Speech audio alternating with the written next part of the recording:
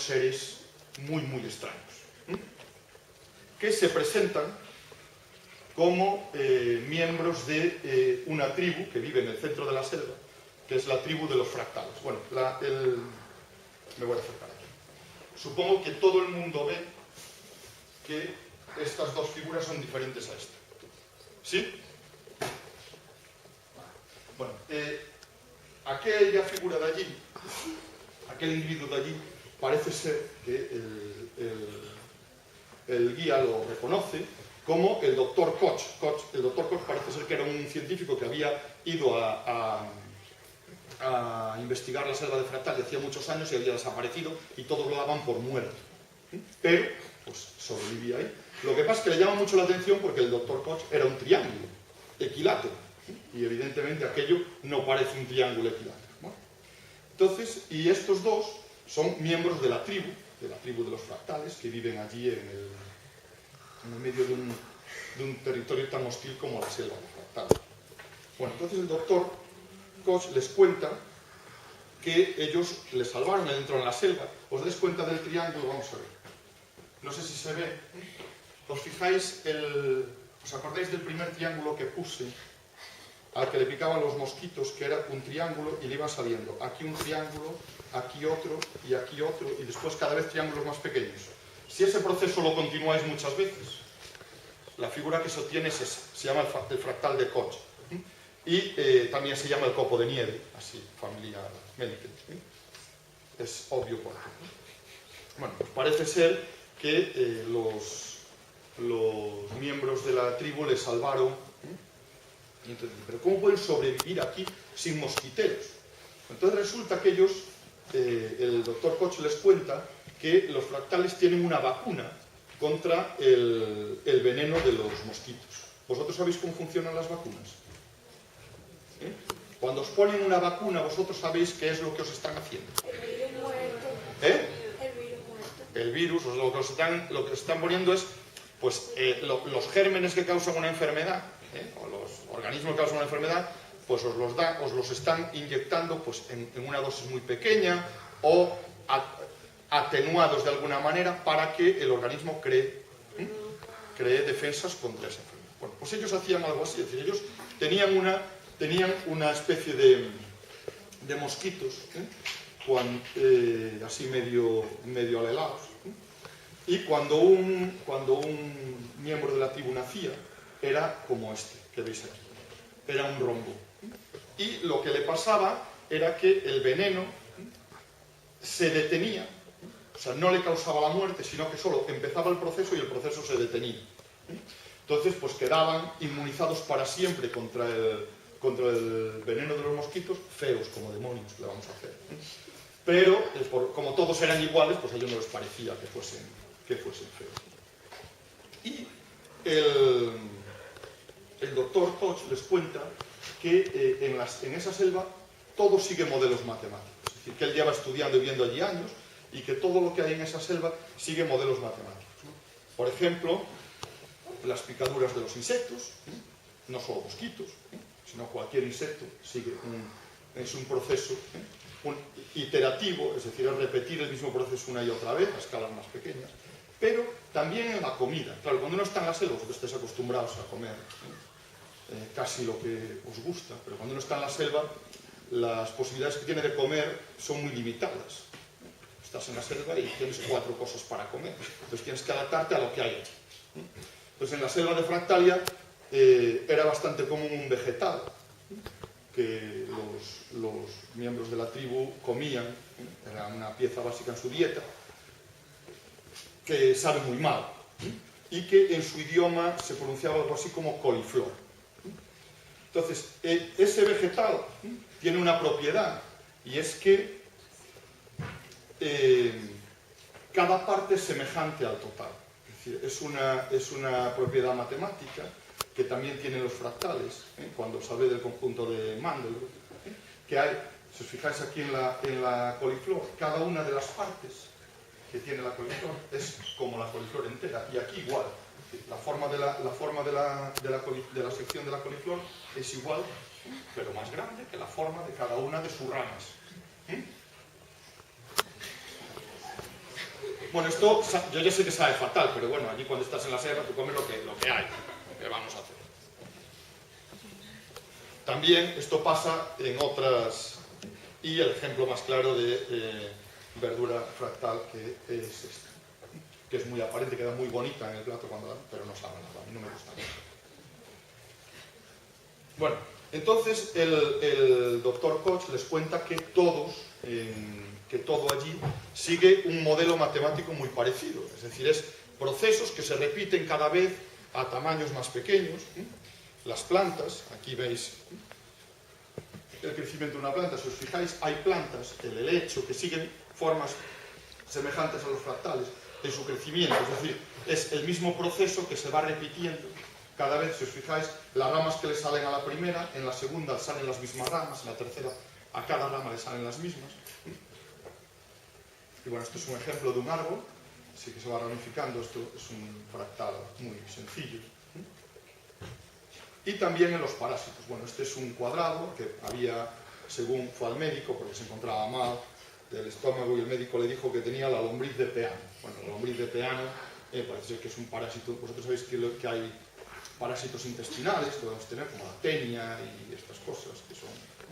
Bueno, pues los polígonos, allí en Fractalia había una lombriz que era la lombriz de Peano, que parece ser que era una lombriz que iba creciendo de una forma determinada hasta invadir completamente el organismo de los pobres polígonos. Aquí tenemos una radiografía de cómo va creciendo. Solo vemos el principio porque tengo que reconocer que mi habilidad con el CorelDRAW es limitada. O sea, llega un momento en que yo ya no... Y bueno, un amigo pues debía dar exactamente el número phi, bueno, hay más, ¿no? Entonces, pues el pentágono lo tiene, el rectángulo este también la tiene, no todos los rectángulos tienen esa proporción, y el cuadrado. Entonces, pues el miembro el sacerdote invita a entrar al rectángulo y al pentágono a la ciudad, y los demás expedicionarios tienen que esperar fuera, cabreados, pero esperar. Entonces, cuando entran, se encuentran con los habitantes de la ciudad del Dorado, que son todos rectángulos, todos cubiertos, tienen un borde de oro, todos tienen la misma proporción, son rectángulos de oro. Según los griegos, son los rectángulos más agradables al ojo humano. En la actualidad también, porque es la forma de las tarjetas de crédito.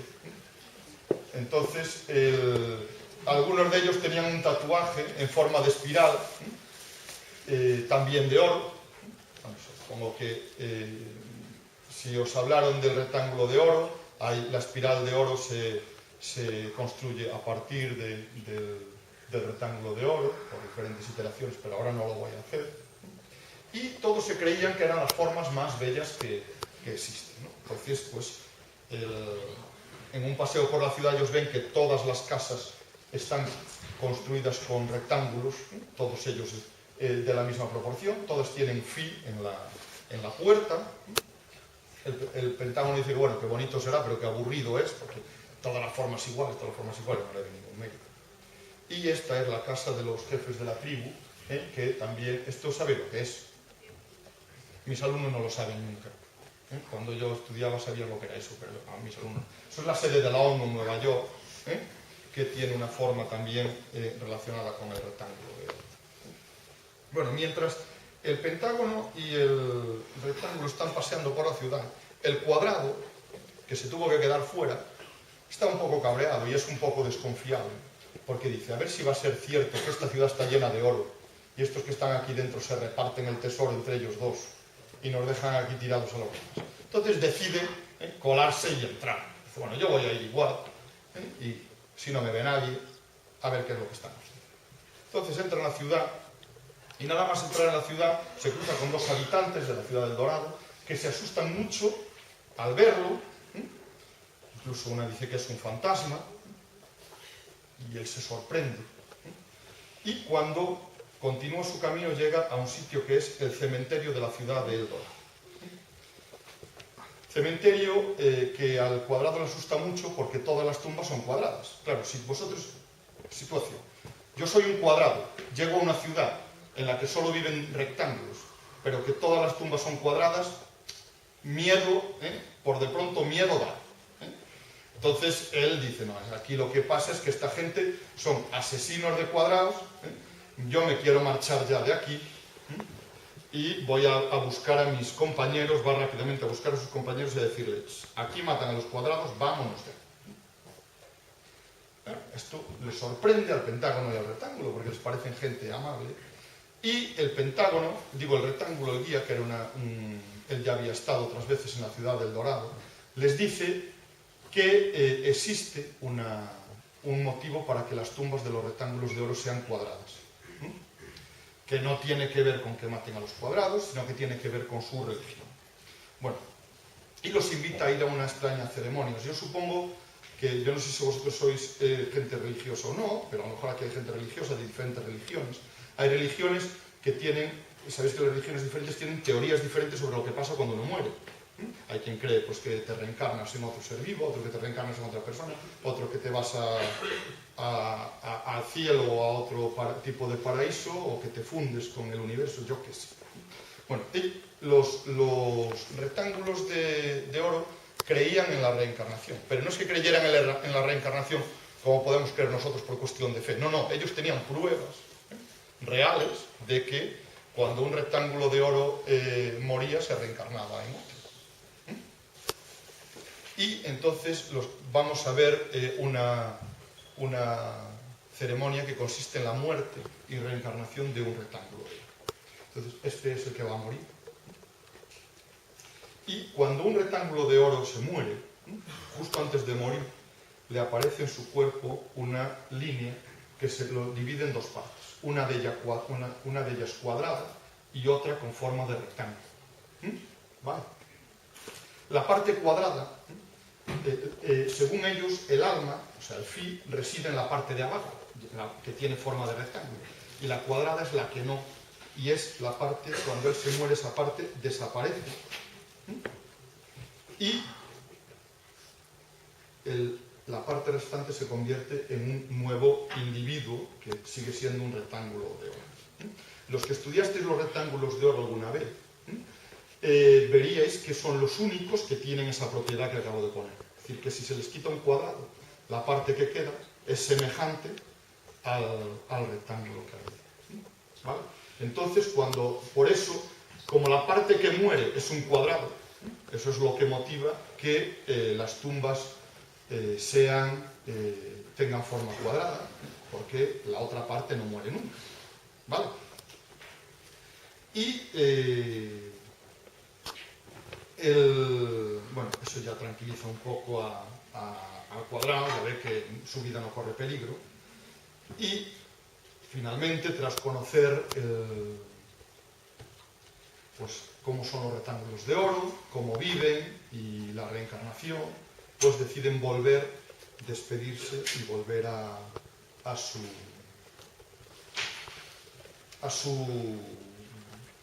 ciudad.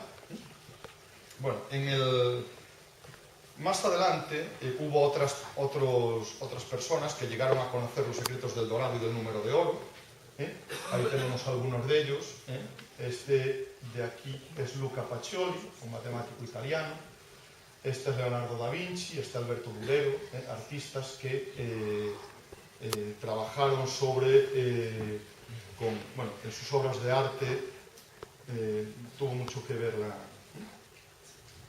la proporción áurea o la divina proporción, como le llamaban. Y alguno de ellos nunca consiguió llegar al dorado, como es Fibonacci. Bueno, este es Fibonacci, yo no sé si vosotros os contaron alguna vez la relación que hay entre la sucesión de Fibonacci y el número de oro. Parece que, bueno, como último día estáis cansados y si alguno me quiere hacer algún tipo de pregunta o algo sobre este cuento o sobre cualquier cosa que yo pueda contestar, pues estoy a vuestra disposición. Y si no, pues muchas gracias.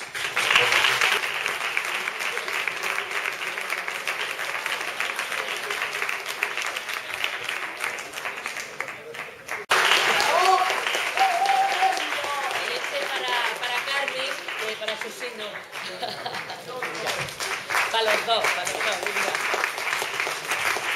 por aguantarnos estos días aquí en Santiago.